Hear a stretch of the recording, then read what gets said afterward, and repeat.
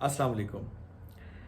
नाज़रीन। मौलाना फजलुर रहमान साहब ने एक ऐसा बयान दिया है, कुछ ऐसे जुमले अदा किए हैं कि जिनको अगर आप ये कहें कि वो डायरेक्टली इमरान खान साहब के हक़ में गवाही देने के मुतरादिफ़ हैं तो गलत नहीं होगा। मौलाना साहब ने ऐसा क्या कहा है कि जिससे सियासी मंजरनामे पर एक भूचाल सा आ गया है, और इस वक्त मौलाना साहब और इमरान खान साहब ही मरकज़ व महवर बने हुए हैं तमाम तर गुफ्तगू का, तमाम तर पॉलिटिकल स्ट्रेटजी का। पीटीआई और जेयूआईएफ भी करीब करीब आते नज़र आ रहे हैं। ये बड़ा अनहोना सा एक वो है मंज़र, और अनहोनी सी बात लगती है, लेकिन बहरहाल ये भी हमारी सियासत देख रही है कि मौलाना साहब ने शहबाज शरीफ साहब को साफ चिट्टा जवाब दे दिया है कि जनाबे वाला, आपके साथ ना तो बैठ के हुकूमत बनानी है, ना आपको वज़ीर आज़म बनने के लिए वोट देना है, और बल्कि मेरा मशवरा माने तो इधर अपोजिशन की बेंचेस पे आप भी तशरीफ़ ले आएँ, क्योंकि इलेक्शन जो है उसमें जो लोगों ने वोट दिया है वो पीटीआई को दिया है, उन्हें हुकूमत बनाने दी जाए। पीटीआई के अपने बड़े मसाइल हैं। पीटीआई जनाब पीपल्स पार्टी के साथ नहीं बैठना चाहती, नून के साथ नहीं बैठना चाहती। अब जो नंबर चाहिए आपको पार्लियामान में हुकूमत बनाने के लिए, वो इन्हीं दोनों पार्टीज़ के पास है। बाकी तमाम पार्टीज़ छोटी हैं, बाकी तमाम पार्टीज़ के पास वो स्ट्रेंथ नहीं है, नंबर नहीं है कि जिनकी बदौलत आप हुकूमत बना सकते हैं। यहाँ जो है वो मौलाना साहब एक इम्पॉर्टेंट रोल प्ले कर रहे हैं। उन्होंने जहाँ शहबाज शरीफ साहब को एक मुंह तोड़ यानी कि ना कर दी है, साथ ही उन्होंने एक बयान दिया, एक इंटरव्यू दिया है, और उस इंटरव्यू में उन्होंने तहलका खेज़ इंकशाफ ये किया है कि जब तहरीक अदम एतमाद लाई गई थी 2022 अप्रैल में, तो वो जो तहरीक अदम एतमाद थी वो मुबैना तौर पे, यानी कि ये उनकी ज़ुबानी ये बात सामने आई है कि उसके पीछे कोई और नहीं, उस वक्त के आर्मी चीफ और जो उस वक्त के करता धरता थे जनरल फैज़ और जनरल बाजवा और जनरल फैज़ का उन्होंने जिक्र किया और नाम लिया कि इनके कहने पर ये तहरीक लाई गई। तहरीक लाने वाली पीपल्स पार्टी थी, मैं बिल्कुल नहीं था उसमें। उन्होंने अपने आप को बिल्कुल डिसएसोसिएट कर लिया। हालांकि अगर आपको याद हो तो पाकिस्तान डेमोक्रेटिक मूवमेंट जो जिसके वो सदर थे और तमाम पार्टीज़ को साथ लेके चल रहे थे, और शहर शहर और जनाब वो सूबा बसूबा जो है वो जलसे करते थे, बड़ी बड़ी बातें करते थे, तकरीरें करते थे, और वो यहाँ तक उनका जुमला वो फेमस हुआ था कि जी इस्टेब्लिशमेंट या जो फ़ौज है वो हमारी पलकों का जो बाल है वो उसकी तरह है। अगर वो पलकों में रहे तो अच्छी लगती है, संवरती है, खूबसूरत दिखती है, लेकिन अगर वही बाल गिर के आंख में आ जाए तो उसको निकाल के बाहर फेंकना पड़ता है। यहाँ तक एंटी इस्टेब्लिशमेंट जो है वो नैरेटिव परवान चढ़ाया गया। फिर इमरान खान साहब के खिलाफ अदम तहरीक अदम एतमाद लाई गई, और उसके बाद जनाब वो हुकूमत को चलता किया गया। और ये जो पीडीएम की हुकूमत थी, जो कि उस वक्त तक पीपल्स पार्टी पीडीएम से अलहदा हो चुकी थी, लेकिन बहरहाल इन्हीं के साथ थी और वो हुकूमत का भी हिस्सा रही।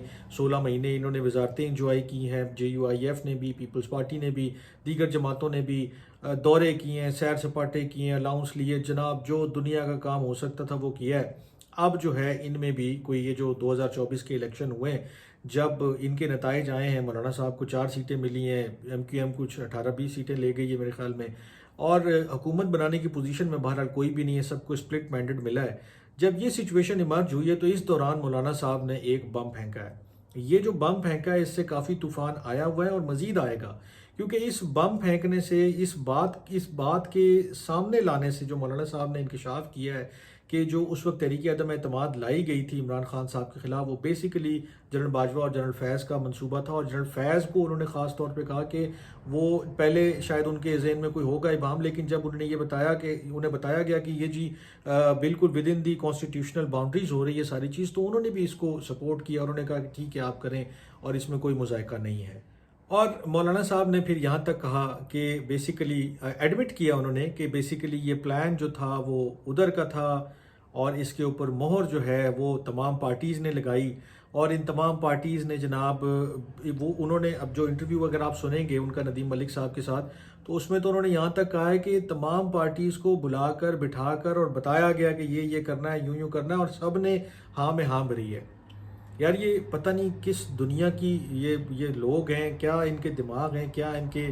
ईमान की हालत है, या क्या इनका एक वो स्टैंस है पॉलिटिकल, या आप दूसरा भी मॉरल कहें, या कोई और प्रिंसिपल इनके अंदर कोई चीज़ हो या ना हो। उन्हीं लोगों के ख़िलाफ़ दिन भर एहतजाज करते हैं, शामों को बैठ के उन्हीं से सारी डिक्टेशन लेते हैं, اگلے دن انہی کے خلاف پھر تقریریں کرتے ہیں، لیکن اندرون خانہ جو ہے وہ ساری چیزیں انہی کی بتائی ہوئی عمل درآمد بھی انہی پر کر رہے ہوتے ہیں۔ بظاہر تو ایسا لگ رہا ہے۔ اب اس میں کچھ لوگ یہ بھی سوال اٹھا رہے ہیں کہ کیا پتہ ہے اس میں مولانا صاحب ابھی چونکہ 2018 میں بھی ان کو کوئی خاطر خواہ چیزیں نہیں ملی ہیں، تو 2024 میں بھی الیکشن کے بعد کوئی خاطر خواہ چیزیں نہیں ملی، تو ہو سکتا ہے وہ اس وقت کوئی ایسی باتیں کر کے جو ہے وہ توجہ بھی حاصل کر رہے ہیں، اور شاید آنے والے دنوں میں کوئی اہم جو ہے وہ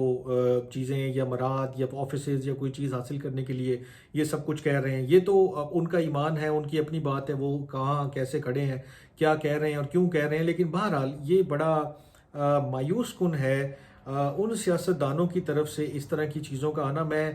پہلے بھی بارہا کہہ چکا ہوں کہ پاکستان میں لڑائی جو ہے وہ صرف نمبر 2 کی باقی رہ گئی ہے، کہ الیکشن اس لیے کروائے جاتے ہیں کہ نمبر 1 پہ پاورفل سٹیک ہولڈرز ہیں، وہی ہیں اور وہی سب کچھ کر رہے ہوتے ہیں، ملک کے سارے فیصلے وغیرہ۔ اصل میں تو آپ الیکشن اس لیے کرواتے ہیں کہ نمبر 2 کون بنے گا، 3 کون بنے گا، 4 کون بنے گا، اور پھر نمبر 2 3 4 5 کی لڑائی میں یہ آپس میں الجھ پڑتے ہیں، پھر یہ انہی سے ڈکٹیشن بھی لیتے ہیں، انہی کے کہنے پہ عمل درآمد بھی کرتے ہیں، اور پھر سال 2 سال کے بعد جب وقت ایسا آن پڑتا ہے، کوئی ضرورت ایسی محسوس ہوتی ہے، تو یہ اس طرح کے راز اگلنے لگ جاتے ہیں کہ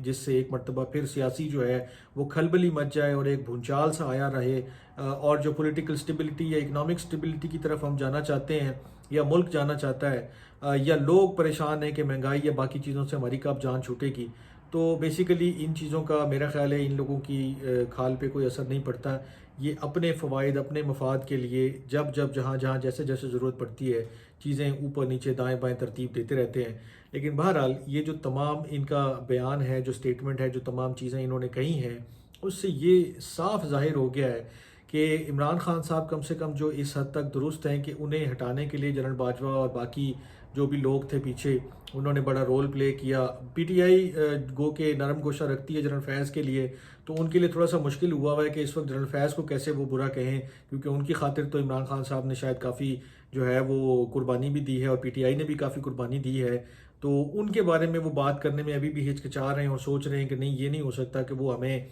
ڈچ کر رہے ہوں اور ہمیں جو ہے انہوں نے کوئی الٹی سیدھی جو ہے پلاننگ کا حصہ بنے ہوں۔ لیکن بہرحال اگر مولانا صاحب کی بات ایک حد تک اگر آپ نے ماننی ہے تو پھر دوسری بھی ماننی پڑے گی، اور مولانا صاحب نے ابھی جو چیز سامنے لائے ہیں اس کا پرپس کچھ بھی ہو، بہرحال یہ ان رازوں سے پردہ اٹھا رہا ہے کہ جن رازوں کے اوپر سے پردہ اٹھ ہی جانا چاہیے، اور یہ سامنے آنا چاہیے کہ ہماری اسٹیبلشمنٹ کیا رول پلے کرتی ہے۔ اور میرا خیال ہے اس میں مجھے کوئی کہنے میں آر بھی نہیں ہے، ابھی بھی ہو سکتا ہے پس پردہ یہ تمام چیزیں کہیں اسی لیے جا رہی ہوں کہ کہیں نہ کہیں کوئی اور لیوریج جو ہے وہ لیا جا سکے، کہیں نہ کہیں کوئی اور جو ہے وہ ایسی چیز استعمال کی جا سکے کہ جو کل کو سیاسی طور پہ فائدہ مند ہو۔ یہ کھچڑی پکتی رہے گی، یہ سارے معاملات چلتے رہیں گے۔ آپ اپنا بہت خیال رکھیے گا، ملتے ہیں ایک نئے ولاگ میں کچھ نئی چیزوں کے ساتھ۔ اللہ نے کے بعد